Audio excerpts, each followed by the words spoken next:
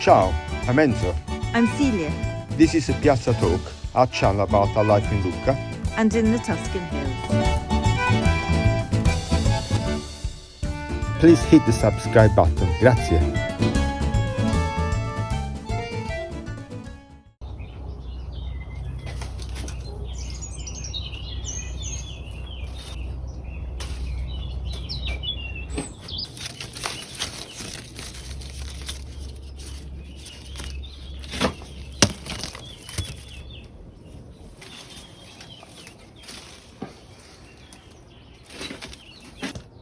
We are going to make limoncello. We got this tree that now it's got a flower for the next wave of lemons, and we collected all the lemons that were on the tree. So we got several lemons anyway. I can't maybe go home. And these lemons got a slight lime taste, so I might call it not limoncello but limoncello. So good idea. So we got to make this limoncello, and we're not going to follow the traditional recipe, but we got to follow science.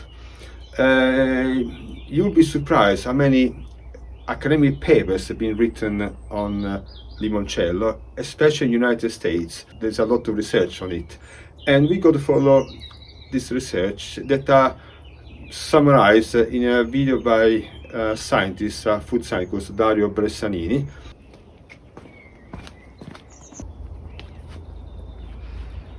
To make good limoncello, you need good lemons first of all, and you should get organic lemons if you can. If you don't get organic lemons, the most important thing that you get unwaxed lemons. Then you need alcohol. Alcohol we use is 90% alcohol here.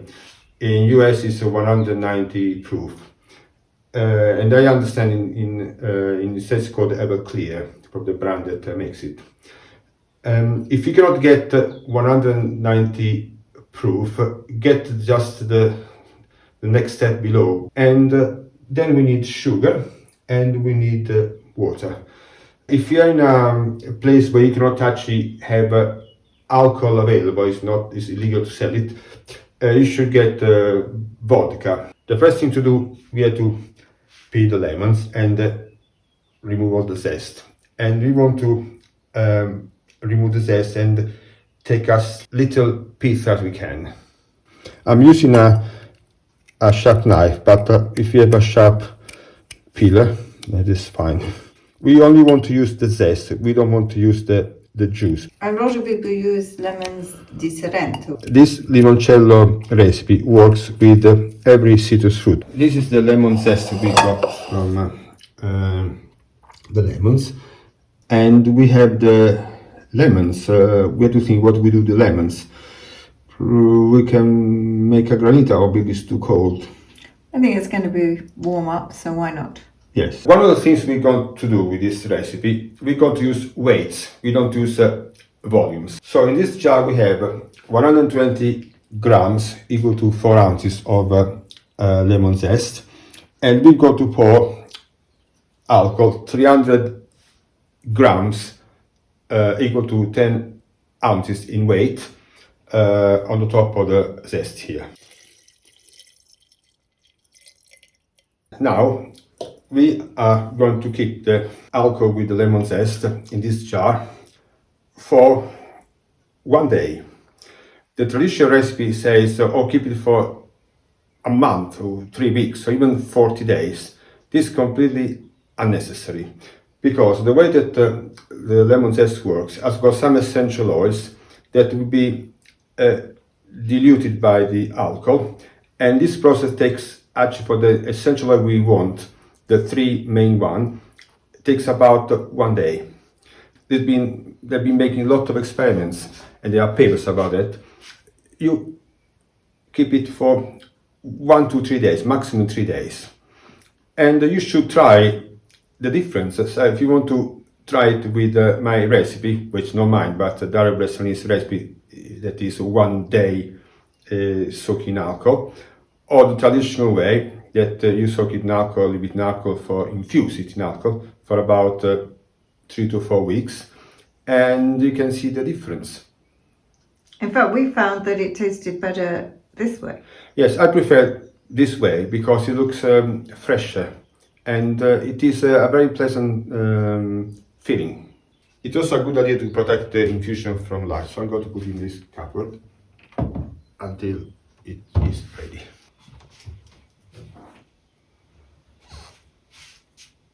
Now the alcohol is a yellowy, greenish, orangey color, and the zest has lost color. Now I'm going to drain the alcohol.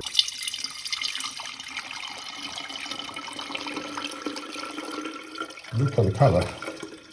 Now we go to add the sugar. In some recipes, in traditional recipes, they create a syrupy thing with the water and sugar on the stove.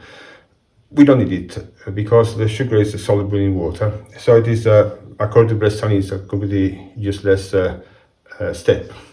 So now we got the sugar. Now, to decide the amount of sugar, it has to be seen how sweet you like it. I don't like it particularly sweet. I'm going to use 150 grams of sugar equal to 5 ounces. And I put the sugar in the jug.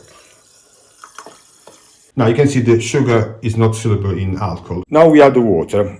I like medium strength limoncello, and 360 grams or 12.5 ounces in weight of water is the right amount for me. If you like it less alcoholic, increase the amount of water by 10 to 20%. We need to give it a good stir. Now we go to decant it to this beautiful bottle. It's quite cloudy. It is a good sign, it has to be cloudy. And we have rather a fun bottle. Is it Garibaldi? Why it looks like some Italian men of the 1800, 1850. I like the color. It's very yellow. Yes, well, it depends on the lemons. Our lemons were kind of yellow-green. Shall we try it? It's quite early to try it though, isn't it? Could it be an aperitivo? No, I mean in the sense that we haven't left it to mature. No, I mean, you can drink it now, but it is best to wait at least 3 weeks because the reaction within the limoncello goes on, and all the flavor will develop in the next few weeks. But it's drinkable now. Let's give it a whirl. Okay. Salute. Salute. Che vi do cin cin? No, not a drink, Manus. Salute. Salute. It's good. It is good. Medium strong. And we're drinking now at room temperature, but many people like it in the freezer because alcohol does not freeze there. And so you can drink it straight from the freezer. It's nice in the summer, straight from the freezer. And because ours are lemony limes, or lemony lemons, it's got a slight lime taste on it. Yes, it makes it actually more interesting. If you're coming from Lucca to Bagni di Lucca for the day, you're bound to see the Ponte della Maddalena, the beautiful medieval bridge, or the Devil's Bridge, further back. But it's very easy to miss this gem. This magnificent chain bridge is the work of Lucca's very famous architect and engineer, Lorenzo Nottolini, who was commissioned by Carlo Ludovico di Bourbon, who was the Duke of Lucca, to replace an earlier one in 1840. The earlier one was destroyed by floods, and the idea was to link the two villages.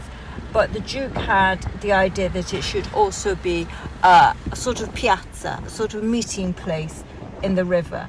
Now, this bridge is very grand because, as I've said, the Bagni di Lucca in the mid-1800s was the place to be. It was the first, most famous resort in the whole of Europe, which may be a little hard to imagine in this rather... Yeah, but there were royals, business people, artists. The Duke, therefore, he got Nottolini to go to Britain and study the chain bridges of Hammersmith and of the Clifton Suspension Bridge in Bristol by Isabel Kingdom Brunel. So these were pretty, he wanted something pretty posh. The gigantic chains on which the crossing platform hangs are held by two arches which act as the entrance to the bridge. These structures are reminiscent of Roman triumphant arches, though the overall of the design of the bridge is much more neoclassical. It is because of these huge chains that the bridge has its name. The chain's links have been made of iron plates which are connected by rivets, allowing for a small swing, though I've never noted it. Well, I've never noticed it. And it was designed for vehicles at the time, but now only... Yeah, somebody told me that a long pedestrians. time ago there were cars there, but I can hardly imagine this thing. But You can imagine Puccini shooting across in his possibly, sports car I'm sure that he did. far too fast. He probably made it swing. Yes. The chains have been threaded through the top part of the pillars where they rest on large iron saddles. Between the two pillars, the chains hang low, and when they reach the riverbank, they go deep into an underground chamber. Yeah, we never seen it. It's always No. closed. But sometimes I think they do open it. Yeah. And they're attached to or anchored to huge blocks. So the bridge was started in 1840, I think. yes, but I'm afraid it was delayed by rather bureaucratic and Well, we have to say that Lucca was incorporated into the Tuscan state. I think a lot of things went kind of were delayed, put this way. got sat on somebody's desk for a while. Yes. So it wasn't actually finished until about 1860, which was after Nottolini's death. So Yeah, he there never was also enjoyed the unification of Italy before Rome. It was in 1999 selected as a world by the World Monument Fund and given to Grant to be restored. It's actually a lovely spot and it needs a bit of attention now, which Yes. is a bit sad. Yeah. But it does have a little brother further up the river in Bagni di Lucca, who it's actually its birthday this year and is going to be 100. The recipe for the limoncello with alcohol shown in the video and limoncello with vodka are in the description box below. Thank you for watching this video. It took us a lot of time to make. If you enjoyed it, please subscribe to help us to be more visible. It's free.